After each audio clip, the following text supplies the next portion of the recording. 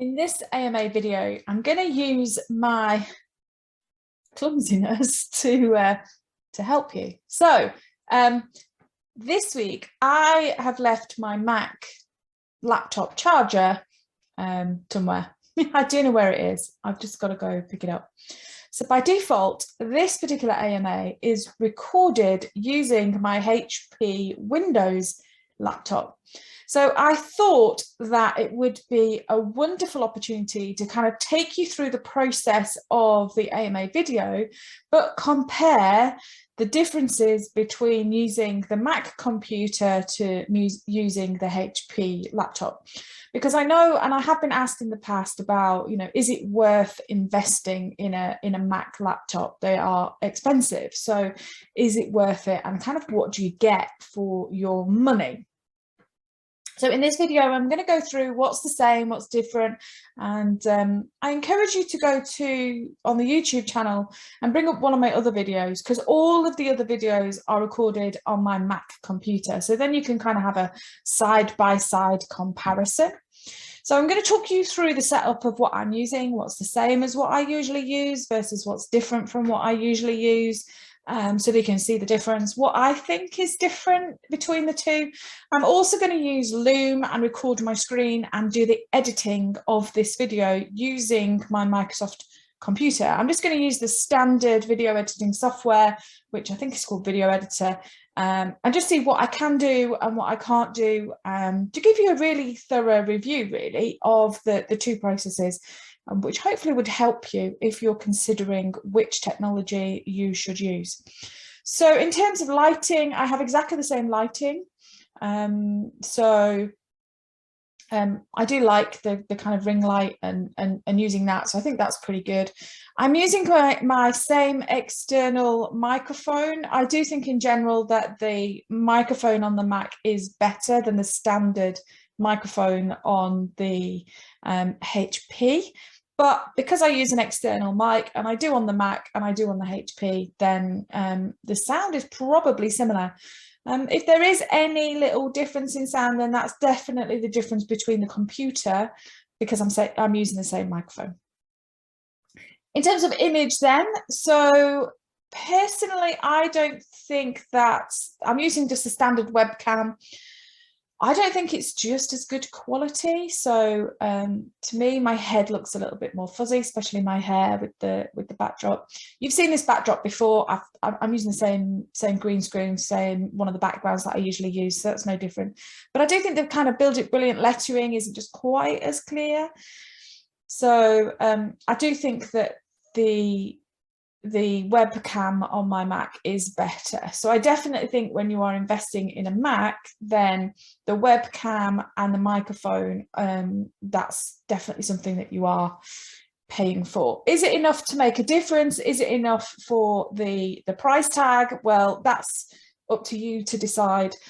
I do think as an industry, people want to hear what comes out of your mouth. They want the knowledge that you have and the expertise that you share. I think if you start off with a video such as this, and then you, as time goes on, as your audience increases and your money increases, then you invest in, an external webcam, for example, or more technology and things. I think people would be fine with that. I do use Zoom quite a lot to record my videos just because I find it really easy. A few people have said about the sound and the quality of Zoom not being fantastic, which I completely understand and I completely get. But I think for me, it's good enough. But again, it's up to you. So let's now cut to the editing side on a Microsoft laptop. Okay, so we're now in the editing side of things. So after I finished on Zoom, I ended the meeting, and then this is the folder that you get. And I've just renamed them because I've got the bit that was the beginning of this, and I've got an end bit to the video as well. So those are those two in the folder. Now there's two things that I would normally do that I want to kind of do on this laptop and see how it's different. So the first one is when I record a video for my AMA community, I usually just use Quick Player on the Mac to edit, just kind of trim the beginning and the end. And then the video can go up. So I'm going to see what happens when I do that on the HP. The other side of it then is when it then goes live on my YouTube channel, I edit it again and add in a subscribe button that comes up over the video and an end screen for YouTube. So I do that using iMovie. So again, I'm just going to use Video Editor on the HP and kind of compare the two and see what happens. So the first one then is just a quick trim. So it's just, I've recorded the video and I just want to trim the end and the beginning and the end. So what I would normally do is just double click. So let's see what happens. Yep, so it's brought up the player and the video. I'm going to use... So let's see if I can just trim the beginning and the end and how that is in comparison. So editing photos, a trim. What does this bring up? One thing that I have noticed about the HP laptop is it's a bit slower than my Mac. So these sort of things take a little bit longer to come up. It's not as quick. So that's a little observation. Okay, so let's see. I don't know whether I did anything at the beginning to trim. No, I didn't. Okay, and I'm going to click on this one. Yep, so there's a little bit there to trim. It's quite easy, just pull, drag. I don't want before my face, so let's just drag that back a little bit. It's a bit jumpy, but it's not so bad when I finish talking. Okay, what do I do now? Save as. Okay, so that's a bit different. So normally I don't need to save as. It doesn't kind of save as a separate file. It just updates the original file. The other thing I think that the QuickTime Player does is on the QuickTime Player, when you hover over the ball at the bottom, when you press it and hold it, it magnifies the end so you can get it a lot cleaner, where this doesn't seem to do that. So it's quite jumpy and then you sort of stop it at a point. Where on the QuickTime Player, if you hold over it, then it magnifies so you can get that precision in terms of where you're going to trim. Another observation. So I'm going to save as anyway. Let's save it in downloads. Don't know where it is. Save. It saves it as an MP4 as well. So that wasn't too difficult. That was quite easy. Just a few little pointers that are different, but nothing major. Okay, so that is just said. Like I said, it's just these little things on HP. It takes longer to do. The Mac is a lot quicker. That might be because I haven't done the kind of updates in the background work on this laptop for a while. So it might just be that this laptop is a little bit slower. Who knows?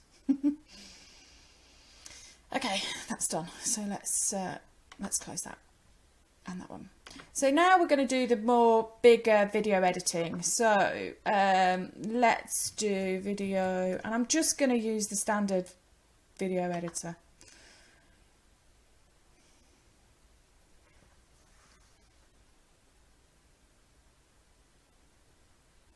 Okay, so let's do a new project. So this looks very similar to a video editing software. You have a AMA December. So this looks very similar. So you have 3 panes in video editing. You have one pane where all your assets are, if you like, where your media is. So I'm going to add the videos to this and add that YouTube end screen and add my subscribe button all so that I can play with them. You have a preview screen that shows you what your end product's going to look like, and you have a play bit where you drag things in and move them around and do what it is that you want to do. So in terms of the kind of 3 sections, it's very much the same on most video editing softwares. So let's add those videos, add from the PC. So we're going to go in downloads. That's where I stored that part 1, and add that. That adds quite quick. We want the end screen, the YouTube for YouTube, although I also want the other bit. I wonder where that would be. So let's search for Zoom. Oh, I wonder where it stores my Zoom folders. Oh, and I wonder if I can drag and drop. I'll have a look. Okay, so let's have a look at that end screen. So in my Build It Brilliant folder, in my AMA folder, resources, and I'm looking for the YouTube end screen. Let's open that. Okay, that opens up quite well. And I also want my little subscribe. I add those in using green screen. So they are here. Let's have a top right one. Let's see if we can do that with this software. I've got that. And now let's see if I can drag and drop, because somewhere on my laptop is that other Zoom here. This is the part 2 that I want. So I'm wondering if it allows me to drag and drop. Let me have a see. So can I drag that one into there? And does it work? Oh, that's gone further. Let me see if I can do this. So can I pick this one up and drop it in there? I can. Fab. Okay, so now I am going to put all this together. So I'm going to drag that one down. That's the first one. Why have I got it twice? Or maybe that's the end one. I don't know. That's definitely the beginning one. I then want my end bit, my end screen. Oh, I want this one in the middle. There. I will also, at the minute, obviously I'm recording this video, that's the editing bit, so I will just upload that in the same way and then put that in there when I finished it as well. So this will give you just an idea. So if I play up here, what have I got? So there you go. Okay, so that's that one. So do I have to kind of click on each one? Okay, I just click on it and then run it. One thing that I am looking and I like, so that's okay. Then we've got the end screen. One thing that I do like is my end screen of my YouTube end screen. On YouTube, you can have it for up to 20 seconds. So I like the fact that they've got this duration bit here, so I can literally, I'm going to go 19, literally do 19, and then that's how long it lasts, where in iMovie you kind of have to you can do that, but it's a little bit more faffy. The one thing that I don't know whether I can do is usually over the top of this video here, a couple of seconds in, I put my subscribe green screen. So let's see if I can layer this and put it over the top. No, it doesn't look like I can. Do I have the option here to add something, add a layer? No. Okay, so it looks like I can't have my little, so if I play it, and then you know which bit it is, what I'm talking about. Will it play from up here?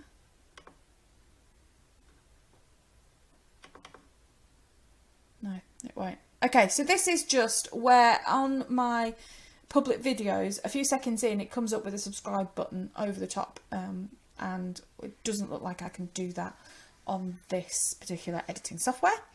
And it also doesn't look on iMovie. You can also do transitions, which is between these two pieces, just to make them flow a little bit better. I'm not seeing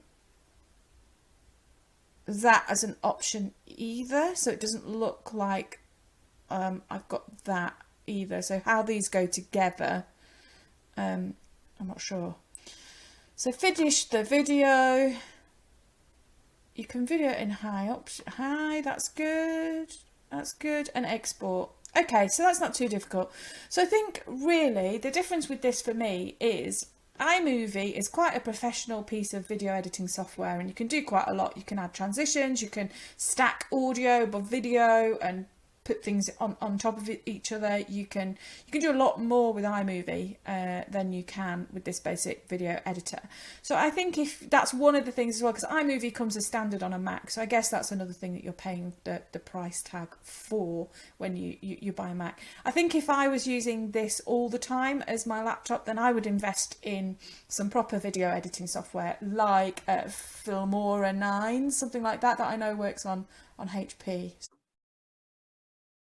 So there you go. That is a good review of the differences between using a Mac laptop and a Microsoft laptop in order to create your videos. I hope you found that useful, and I'm running low on questions. So if you are subscribed to my AMA, you can absolutely email your questions, and then these videos can be I answer your questions. So the details of the email address is always on the AMA emails. So do send me your questions. It'd be nice to hear what I can help with.